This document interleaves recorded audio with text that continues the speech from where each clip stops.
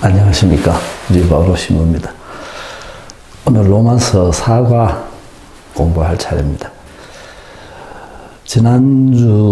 저지난주 계속 지금 설명을 드리고 있습니다만은 수동태라는 것을 설명을 드리는데, 그걸 제가 지난번 우리 성당에 수요일날 저녁에, 수요일날 4시에 마르코 복음 성경 공부하는 팀을 하나 만들어가지고 거기서 마르코 복음을 공부하고 있는데, 물론 거기 오시는 분들이 연세가 좀 많으신 분들이기 때문에 그분들이 가지고 있는 고정관념이 좀 이렇게 지나쳐가지고 그런 생각을 하실 수 있습니다만은,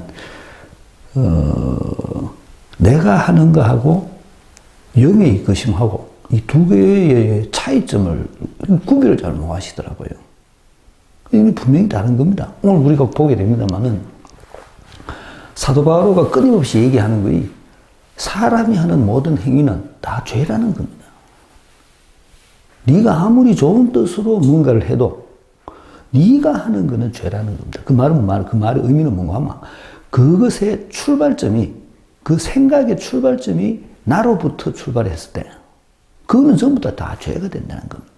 아무리 좋은 거라도 죄가 된다는 겁니다. 예를 들어서 이 뒷부분에 나옵니다만은, 내가 심성이 아주 선한 사람, 심성 자체가 선한 사람인데, 물론 내가 내 선한 심성이 어떤 면에서는 그것이 하느님의 뜻이 반영된 것일 수도 있기 때문에 그것이 하느님의 뜻인 것처럼 보일 수도 있지만, 실제적으로도 그 출발점이 내한테서부터 출발하는 거라면 그건 또 죄가 된다는 겁니다. 이 차이점을 잘 아셔야 됩니다.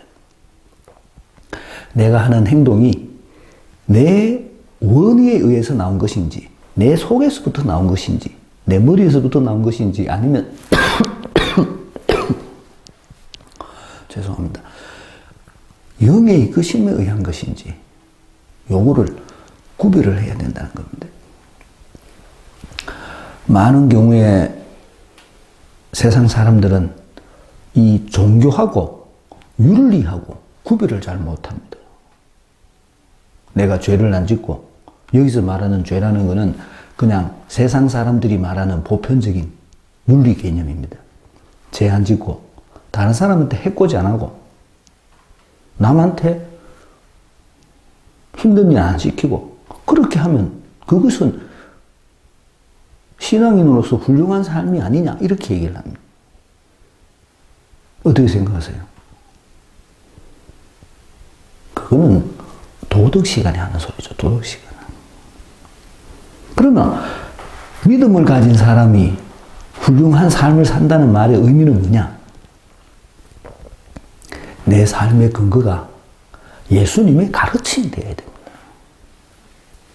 윤리가 아니라 내가 예수님의 가르침을 어떻게 받아들이고 그 예수님의 가르침을 어떻게 실행하느냐의 문제입니다. 이것이 신앙인, 믿음을 가진 사람의 태도입니다. 얼마 전에 신문에 났었는데, 서울평화신문에 서울교구에서 훌륭한 신앙인의 삶을 살다가 돌아가신 분, 평신도들에 대한 무슨 기림미사 이런 걸 한다고 나왔더라고요. 요번에 나온 사람이 김홍섭 판사 이름 맞나 모르겠다. 김홍섭 판사 맞지 싶습니다. 그 양반 판사입니다. 판사. 그 양반이 했던 그 유명한 판결 중에 하나가 카사노바, 한국에 있었던 카사노바가 많은 대학생들, 아가씨들, 이런 혼인빙자 간음, 요즘도 그런 거 없습니다. 그때만 해도 그랬었는데, 판결이 보호해 줘야 될 필요가 없는 정조는 법이 보호하지 않는다라고. 이게 뭔 소리예요? 네가 거기에 빠졌기 때문에 네 잘못이, 그것이 법으로 보호될 수 있는 정조가 아니다라는. 어쨌든 그런 판결이 있는데, 그런 나중에 다시 뒤집어집니다만은, 어쨌든 이 양반이 판사로서 생활을 했는데, 자기가 사형 선고를 내린 판사를 찾아가가지고 그 죄인에게 용서를 청합니다. 나는 내가 판사이기 때문에 내가 해야 할 일을 하기 때문에 이런 판결을 내린 것이지, 당신이 가지고 있는, 당신이 하느님의 창조주인 당신을 내가 판결할 아무 근거가 없다. 그리고 자기가 사형 선고를 내린 그 죄수를 위해서 자기가 영치금을 내주고 그 가족을 돌봐주고 이런 일을 했습니다. 자기는 재산이 하나도 없었습니다. 이거는 윤리가 아니죠. 이게 영의 이끄심인 겁니다. 그거를 구별을 잘 해야 됩니다. 예수님께서 우리들에게 말씀하신 사랑하라라는 그 계명이 가지고 있는 한계가 어디까지냐? 그 한계는 범위가 없다 그랬는데 원수까지도 사랑하시라고, 원수까지도 사랑하라고 예수님께서 말씀하셨는데, 내가 예수님의 가르침에 따라서 사랑해야 될 대상 그리고 한계, 이게 하나도 없던 무한대의 사랑을 내가 보여줘야 된다고 예수님께서 우리들에게 가르쳐 주셨는데, 내가 마음을 열고, 진짜 중요한 것은 믿음을 가지기 위해서 내가 마음을 열고 예수님의 그 가르침을 온전히 받아들여서 그것을 실행하는, 이게 영의 이끄심이라는 겁니다. 근데 대부분의 우리 신자분들은 이런 예수님의 가르침에 대한 적극적인 수용과 실행, 이거에 대해서 얘기하지 않고 자기가 윤리적으로 죄를 안 짓고 다른 사람을 해코지 안 했기 때문에 나는 죄 지은 게 없다라고 얘기를 합니다. 이 두 개의 차이점을 분명하게 아셔야 됩니다. 세상 사람들이 보기에, 도덕적인 관점에서 보기에 내가 잘못이 없는지 모르지만 그거는 내 기준에서 볼 때 그렇다. 내 중심일 때.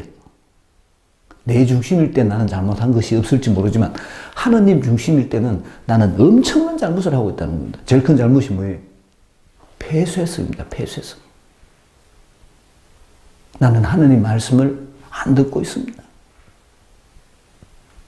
그것보다도 더 큰 잘못이 뭐가 있습니까? 내가 믿음을 가진 사람이라고 말하면서, 내가 예수님을 따르는 사람이라고 말하면서 예수님의 가르침을 받아들이지 않는다면 그것보다도 더 큰 잘못이 뭐가 있겠습니까? 믿음의 경지는 그런 겁니다. 그게 영의 이끄심입니다.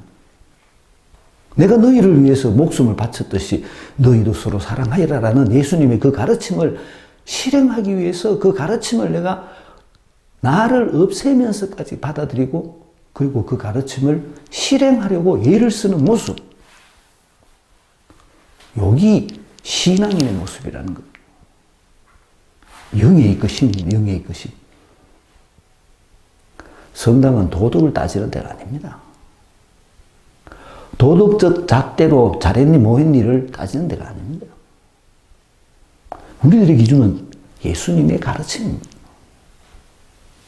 네가 얼마나 예수님의 가르침을 따랐느냐, 네가 얼마나 네 중심이 아닌 예수님 가르침 중심으로 예수님의 가르침을 살고 있느냐, 여기 핵심이지. 내 중심으로 내가 죄진 게 없다, 난 잘못한 게 없다, 이렇게 말하려고 하는 게 아니라는 겁니다.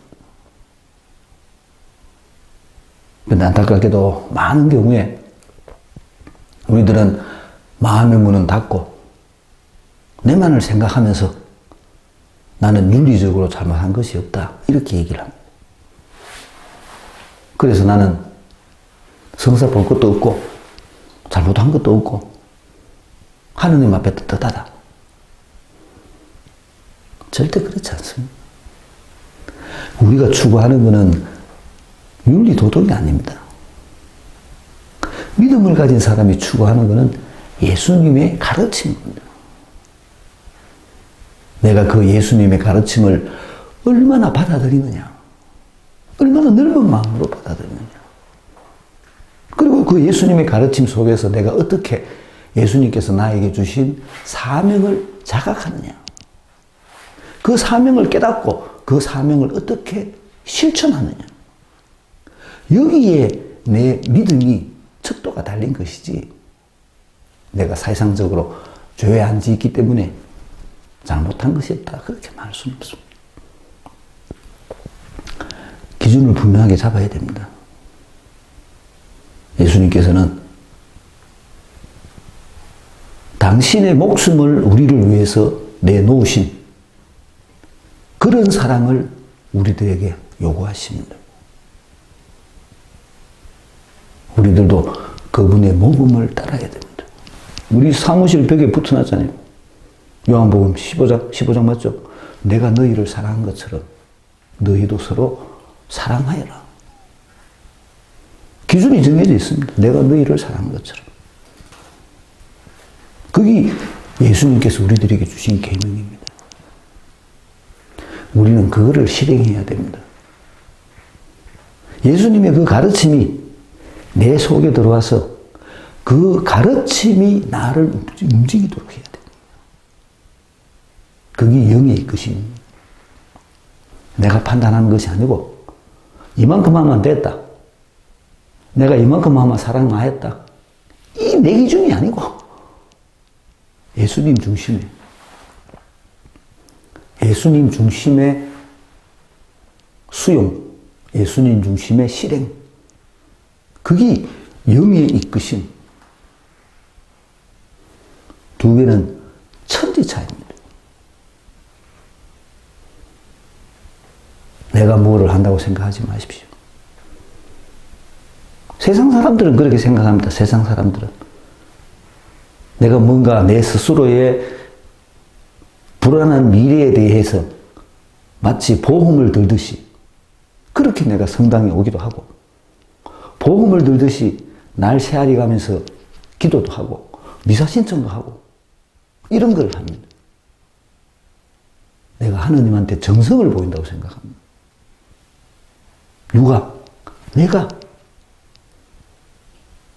이게 얼마나 이기적인 생각인지 모릅니다. 얼마나 내 중심적인 생각인지 모릅니다. 내 머리에서 나온 생각입니다. 내 머리에서 나온 생각은 전부 다 엄밀히 말하면 죄입니다. 왜? 내가 죄이기 때문에 그렇습니다. 내 행동의 근거가 내 생각이 돼서는 안 됩니다. 예수님의 가르침이 돼야 됩니다. 니는 그래 하나 꼭 하려고 노력하고 있습니다. 애를 쓰고 있습니다. 그런 면에서 신부는 훨씬 자유로운 사람입니다. 그런 면에서는. 그래서 사실은 이게 하나님께서 나에게 주신 큰 은총입니다. 그렇게 하려고 애를 쓰고 있습니다. 그게 우리가 추구하고 있는 믿음의 단계입니다. 절대 내 중심이 돼서는 안 됩니다. 하느님 중심이 돼야 됩니다. 몇 명이나 극하고 살겠노? 제가 누누이 강조하지만 숫자가 중요한 게 아닙니다. 질이 중요합니다. 그렇게 살았던 사람들이 많습니다. 내가 알고 있는 현재 내가 알고 있는 사람들 중에서만 해도 그렇게 살려고 자기 스스로 노력하는 분들이 굉장히 많습니다. 예수님의 가르침에 따라 살려고. 드러나지는 않죠. 눈에 보이지 않는 거니까. 빌딩처럼, 아파트처럼 눈에 보이는 거 아닙니까? 드러나지 않지만 그거를 볼 줄 아는 눈을 가진 사람의 눈에는 그게 보입니다. 정말 이웃을 내 몸같이 사랑하려고 애를 쓰는 사람들. 그게 믿음을 가진 사람의 행동입니다. 하느님한테 정성을 바친다고 그런 생각하지 마십시오. 그거는 은총이 뭔지를 모르는 분들, 은총. 은총에는 조건이 있으면 안 됩니다. 조건이 있는 거는 거래죠, 거래. 은총은 내가 무슨 행동을 하든 내하고 상관없이 나에게 저절로 주어지는 것. 그게 은총입니다. 핵심은 내가 마음을 열고 받아들여야 돼. 문제는 마음을 여는 게 안 됩니다. 마음을 못 열기 때문에 내가 예수님 가르침을 받아들일 수도 없고 예수님 영의 이끄심에 따라 살 수도 없는 겁니다. 내 생각대로만 하는 겁니다. 마음을 안 열기 때문에 내 속에 하느님이 들어올 수가 없습니다. 저기 개시교 목사님 그 교육하는 걸 내가 잠시 봤는데 이런 예를 들더라고요. 굉장히 좋은 예입니다. 굉장히 좋은 예. 고목나무가 있대요. 우리 성당 앞에요. 어디고요? 옆에 향교에 그거 오동나무가 있는데 야가 아침마다 울어요. 끄릭끄릭 울어요. 그래서 나무가 와 저래 우는 거 싶어 내가 가가 열심히 보니까 새가 요만한 새가 거기 붙어가지고 탁탁탁탁 쪼아요. 이 새가 쫓는 소리라 그게. 그러니까 나무가 그르르르륵 살아있는 나무인데 삼나무인데 지금 겨울이 돼가 뭐 다 떨어지고 그런 것 같은 나무가 이 요만한 새 때문에 소리를 내요. 그게 고목나무라. 그죠? 지금 살아있어요. 진짜 고목나무는 뭡니까? 죽은 나무예요. 나무가 죽었어요. 밑에도 뿌리도 없고 다 죽었어요. 완전히 죽은 나무인데 그 죽은 나무에 어디서부터 씨가 하나 들어옵니다. 그 씨가 들어와가지고 그 죽은 고목나무에 내리는 거예요. 그리고 그 씨에서부터 새로 순이 올라옵니다. 이거는 고목나무입니까? 요 씨 순입니까? 요 차이점이라는 거예요. 요 차이점. 인간은 전부 다 고목나무예요. 죽어 없어질 존재.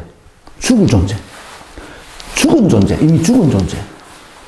그 죽은 존재 안에 하느님의 말씀의 씨가 들어오는 거예요. 그리고 그 하느님의 말씀의 씨에서 새로 싹이 나는 겁니다. 이게 성장하는 거예요.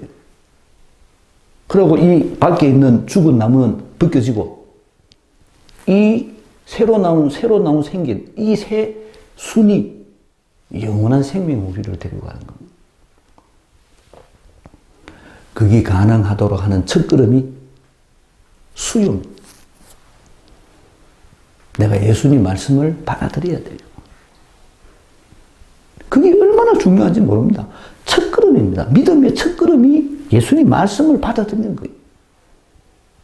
내가 너무 강조하는데 우리 신자들은 그걸 이해를 못해요.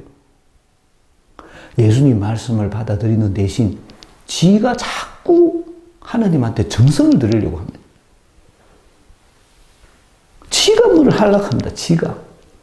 내가 기도해야 되고 내가 미사에 참석해야 되고 내가 성체조배해야 되고 내가 묵주기도 해야 되고 내가 성모당 앞에 가서 기도해야 되고 그거는 순전히 내 생각이죠. 진짜 중요한 거는 예수님 말씀을 받아들이는 거예요. 이건 또 안 되는 축제고. 그래. 믿음이 생길 수가 없습니다. 본문 읽어보겠습니다. 그러므로 남을 심판하는 사람이여 그대가 누구든 변명의 여지가 없습니다. 남을 심판하면서 똑같은 짓을 저지르고 있으니 남을 심판하는 바로 그것으로 자신을 단죄하고 있기 때문입니다. 우리는 그러한 짓을 저지르는 자들에게 내리는 하느님의 심판이 진리에 따른 것임을 알고 있습니다. 그러한 짓을 저지른 자들을 심판하면서도 스스로 같은 짓을 하는 사람이요. 그대는 하느님의 심판을 모면할 수 있으리라고 생각합니까? 아니면 하느님의 그 큰 호의와 관용과 인내를 업신여기는 것입니까? 그분의 호의가 그대를 회개로 이끌려 한다는 것을 모릅니까? 그대는 회개할 줄 모르는 완고한 마음으로 하느님의 의로운 재판이 이루어지는 진노와 계시의 날에 그대에게 쏟아질 진노를 쌓고 있습니다. 하느님께서는 각자에게 그 행실대로 갚으실 것입니다. 꾸준히 선행을 하면서 영광과 영예와 불법을 추구하는 이들에게는 영원한 생명을 주십니다. 불멸을 추구하는 이들에게는 영원한 생명을 주십니다. 그러나 이기심에 사로잡혀 진리를 거스르고 불의를 따르는 자들에게는 진노의 격분이 쏟아집니다. 먼저 유다인이 그리고 그리스인까지 악을 저지르는 자는 누구나 환난과 고통을 겪을 것입니다. 먼저 유다인에게 그리고 그리스인에게까지 선을 행하는 모든 이에게는 영광과 명예와 평화가 내릴 것입니다. 하느님께서는 사람을 차별하지 않으시기 때문입니다. 율법을 모르고 죄 지은 자들은 누구나 율법과 관계없이 멸망하고 율법을 알고 죄 지은 자들은 누구나 율법에 따라 심판을 받을 것입니다. 율법을 듣는 이가 하느님 앞에서 의로운 이가 아니라 율법을 실천하는 이라야 의롭게 될 것이기 때문입니다. 다른 민족들이 율법을 가지고 읽지 않으면서도 본성에 따라 율법에서 요구하는 것을 실천하면 율법을 가지고 있지 않은 그들이 자신들에게는 율법이 됩니다. 그들의 양심이 정언하고 그들의 엇갈리는 생각들이 서로 고발하기도 하고 변호하기도 하면서 그들은 율법에서 요구하는 행위가 자기들의 마음에 쓰여 있음을 보여줍니다. 이러한 사실은 내가 전하는 복음이 가르치는 대로 하느님께서 그리스도 예수를 통하여 사람들의 숨은 행실들을 심판하시는 그날에 드러날 것입니다. 여기서 말하는 그 행실하는 것은 내에게서부터 나오는 행실이 아닌 예수님의 하느님의 뜻을 따르는 행실을 말하는 겁니다. 그걸 차이점을 잘 알아야 됩니다. 하느님의 뜻을 따르는 행실은 영의 이끄심에 의해서 주어지는 겁니다. 내 생각에서 나오는 게 아닙니다. 요걸 잘 내가 율법을 가지고 있던 율법이 어떤 내한테서부터 나오는 모든 행동은 다 죄악입니다.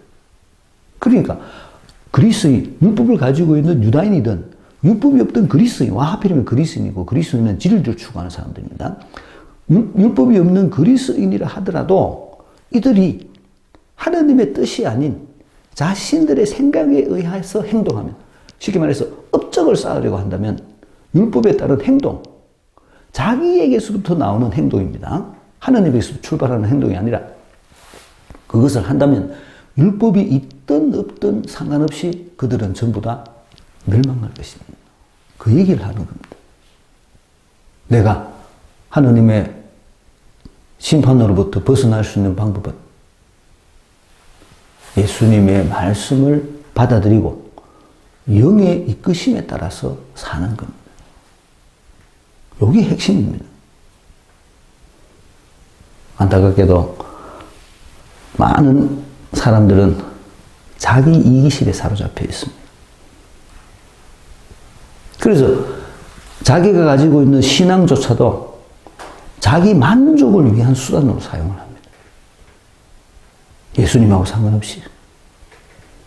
그렇기 때문에 자기 만족을 위한 수단으로 쓰기 때문에 예수님의 말씀을 굳이 받아들일 필요가 없는 겁니다.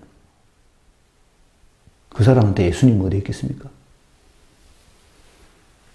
예수님은 없습니다. 이 사람들이 바로 율법을 가진 사람들이라는 겁니다. 자기 만족을 위한 신앙, 자기 만족을 위한 종교 활동, 자기 위안만을 위한 종교 활동. 이것보다도 더 이기적인 게 뭐가 있겠습니까? 지난주가 부활입니다만 부활절만 되면 사람들이 내한테 와서 뭐라고 이야기하는데 그 중에 큰 것 중에 하나가 분향하는 겁니다. 분향. 신부님 뭐 분향 안 하십니까? 밤미사 때는 하죠. 남미사 때. 어떤 사람은 분향하러 가고 어떤 사람은 기침 난다 하지 말라고. 사람 성향이 다르기 때문에 그럼 문 열어놓고 분향하면 되겠지. 그래서 상관없는데 문제는 뭔가 하면 분향하는 것을 좋아하는 사람들은 향 냄새가 맡고 싶다는 겁니다. 그리고 그 향이 뭔지 모르게 내한테 위안이 된다는 겁니다. 그 냄새가 집에 피워놓지 그러면. 그런 생각을 합니다. 물론 전례에서 하라고 하면 안 하면 안 되는 상태에서는 제가 하지. 우리가 향 냄새 맡으려고 성당에 오는 건 하지 않습니다. 그럼에도 사람들은 그런 소리를 합니다. 성당에 오는 게 나를 위해서. 예수님을 위해서가 아니라. 예수님 말씀을 받아들일 생각은 안 하고 내 마음의 위안만을 위해서 성당입니다. 그런 사람들에게 성당이 절이든 예배당이든 선왕당이든 향교든 대상이 뭐가 문제가 되겠습니까? 지 이기심만 충족되면 됩니다. 안타깝게도 많은 사람들은 이거를 종교 활동이라고 생각합니다.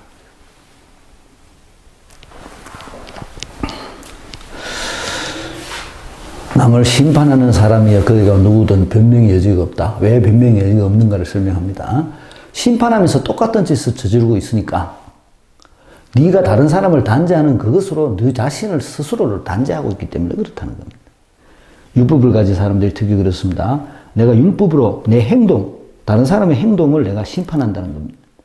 근데 말로서는 내가 심판을 하면서 나는 똑같은 행동을 하고 있으니까 내가 심판하는 그 내 행동이 바로 나를 심판하는 것이다. 그 얘기입니다.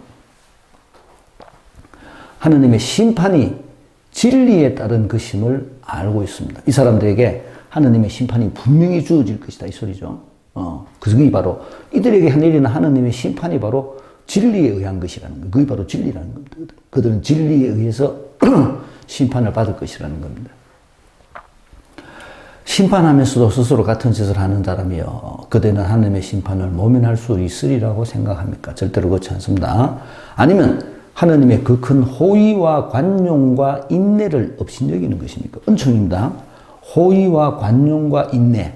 이거는 하나님이 그냥 주는 겁니다. 공짜로 주는 겁니다. 문제는 내가 그거를 받아들일 생각이 없다는 겁니다. 왜? 내 마음이 닫혀있기 때문에 그렇습니다. 엄밀히 말해서 우리가 생각하고 있는 이 믿음의 삶과 가장 반대되는 것은 이기심입니다. 이기심이 있는 사람은 자기만 생각하는 사람은 믿음을 가질 수가 없습니다. 그걸 알아야 됩니다. 왜? 마음이 안 열리는데 어떻게 예수님 가르침이 들어올 수 있겠습니까? 예수님의 가르침을 받아들이지 않는데 내가 어떻게 믿음을 가질 수가 있습니까? 그 사람들이 말하는 믿음은 오로지 지만을 위한 믿음. 회개할 줄 모르는 완고한 마음으로, 완고한 마음, 다친 마음입니다. 하느님의 의로운 재판이 이루어지는 진노와 계시의 날에 그들에게 쏟아질 진노를 쌓고 있습니다. 윤리적인 문제를 얘기하는 거 아닙니다. 개방입니다. 개방. 내가 어떻게 예수님의 가르침을 받아들이고 영의 이끄심에 따라서 사냐는 겁니다. 하나님께서는 각자에게 그 행실대로, 여기서 말하는 행실도 마찬가지입니다. 내한테서부터 출발하는 게 아니고 내가 어떻게 영의 이끄심에 따라서 주어진다는 겁니다. 꾸준히 선행을 하면서 영광과 명예와 불멸을 추구하는 이들에게는 영원한 생명을 주십니다. 이 영원한 생명이 이 영광과 명예와 불멸을 추구하는 대가? 잘못하면 그렇게 생각할 수 있는데, 또 반대로 이 꾸준히 선행을 하면서, 꾸준히 생활하면서 영광과 명예와 불멸을 추구하는 것이 마치 내가 해야 되는 행동인 것처럼 생각할 수 있는데, 윤리적으로. 그거를 말하는 것도 아닙니다. 네 생각에서 네가 뭐를 해야 된다가 아니라, 너는 마음을 열고 영의 이끄심에 따라 살아야 된다는 거예요. 다시 강조드립니다. 진정한 믿음이라는 것은 내가 아바타가 되는 겁니다. 아바타 속에는 누가 들어와요? 하느님의 영이 들어옵니다. 하느님의 영이 내 속에 들어와서 나를 움직이도록 해야 되지, 내 생각에서 내가 뭐를 하는 겁니다. 그거를 말하는 건 아닙니다. 내 생각에 의해서 하는 모든 행동은 죄입니다. 이기심에 사로잡혀 진리를 거스르고 불의를 따르는 자들에게는 진노와 격분이 쏟아집니다. 여기서 나오는 거죠? 뭡니까? 이기심. 완고한 마음, 완고한 마음으로 같은 의미로 사용되는 단어가 이기심입니다. 이기심.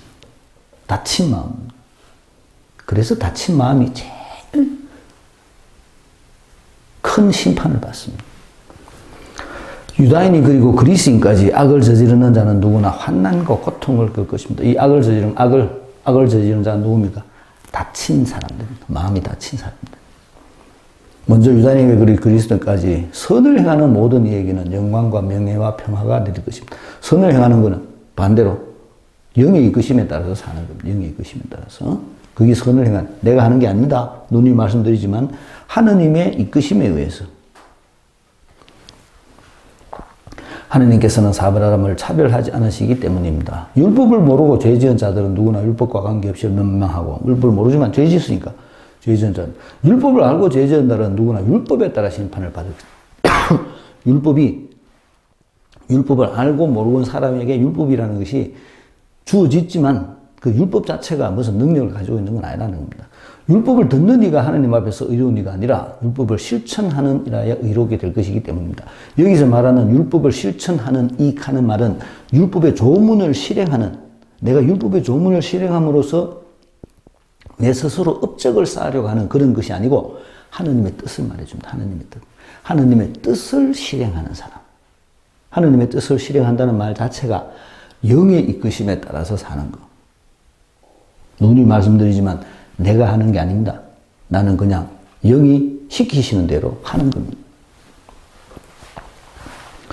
다른 민족들이 율법을 가지고 있지 않으면서도 본성에 따라 율법에서 요구하는 것을 실천하면 율법을 가지고 있지 않은 그들이 자신들에게는 율법이 됩니다. 이게 마찬가지입니다. 영의 이끄심입니다. 하나님의 뜻입니다. 하나님의 뜻. 그들의 양심이 정언하고 그들이 엇갈리는 생각들이 서로 고발하기도 하고 변호하기도 하면서 그들은 율법에서 요구하는 행위가 자기들의 마음에 쓰여 있음을 보여줍니다. 이것도 역시 마찬가지입니다. 하나님의 뜻을 추구하는 겁니다. 이러한 사실은 내가 전하는 복음이 가르치는 대로 하느님께서 그리스도 예수를 통하여 사람들의 숨은 행실들을 심판하시는 그날에 드러날 것입니다. 왜 그날에 드러나는가 하면 그날에 내가 다 껍데기를 번다 그랬죠? 내 육신은 죽었습니다. 육신은 다 죽고 내 속에 있는 하느님의 영이 얼마나 성장했느냐, 내 속에 있는 하느님의 영의 성장이 바로 내가 숨은 행실을 심판하신 그분의 업적이라는 겁니다. 그래서 내 속에 있는 하느님의 영이 내가 하느님의 뜻에 따라 내가 하느님의 뜻을 추구하는 삶을 살면서 내 속에서 키워졌던 그 하느님의 영이 하느님에게로 수렴되는 겁니다. 수렴. 그게 심판이라는 겁니다. 문제풀이 하겠습니다. 사과 하느님의 의로운 심판 2장 1절에서 16절까지입니다. 남을 심판하는 사람 변명 못한다. 똑같은 짓을 하기에 하느님의 심판은 진리에 따른 것, 하느님의 호의, 관용, 인내를 업신여기는 것, 회개를 위한 것이다. 하느님의 행실대로 갚으실 것이다. 선행, 영광, 명예, 불멸을 추구하는 영원한 생명을, 이기심에 따라 진리를 거스르는 자는 진노와 격분이, 유다인이나 그리스인까지 선을 행하는 이는 영광, 명예, 평화, 율법을 모르는 자는 상관없이 망하고 율법을 아는 자는 율법에 따라 망한다. 율법을 실천해야 어렵게 된다. 중요한 단어가 두 개 있었죠. 완고한 마음이라는 단어하고 그리고 이기심. 이 두 개가, 완고한 마음과 이기심이라는 이 두 단어가 믿음의 삶을 사는 사람들에게 가장 반대 지점에 있는 단어들입니다. 믿음의 삶을 산다는 것은 하느님의 뜻을 추구하는 겁니다. 영의 이끄심에 따라서 사는 사람, 그런 개념입니다. 1번, 남을 심판하는 사람이 변명의 여지가 없는 이유는 무엇입니까? 왜 변명의 여지가 없는가 하면 똑같은 짓을 저지르고 있으니 남을 심판하는 바로 그것으로 자신을 단죄하고 있기 때문에 그렇다는 겁니다. 내가 남한테 욕하는 대로 내가 하고 있으니까 그게 나를 바로 단죄한다는 겁니다. 하느님 심판의 근거는 무엇입니까? 진리에 따른 것입니다. 진리에 따른 것이기 때문에 하느님의 심판이 올바르다는 거죠. 3번, 하느님의 호의는 무엇을 위한 것입니까? 하느님의 호의는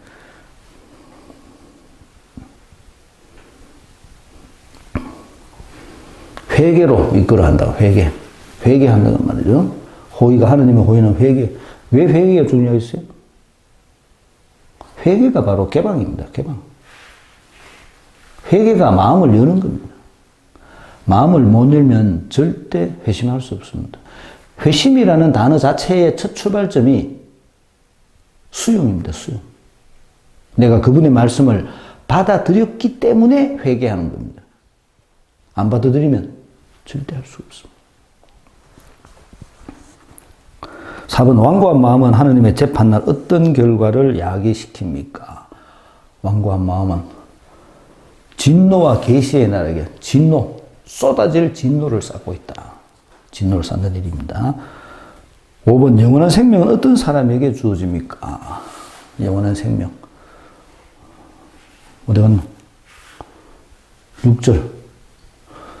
행실대로 갚아주신다. 꾸준히 선행을 하면서 영광과 명예와 불미를 추구하는 이들에게는 영원한 생명을 주십니다. 그렇게 되어 있습니다. 8번.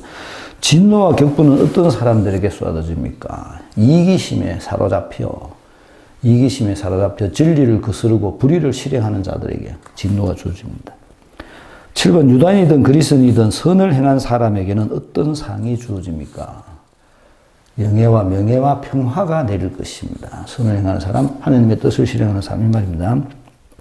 8번 하나님 앞에서 의로운 사람은 어떤 사람입니다. 율법을 실천하는 사람입니다. 의로운 사람.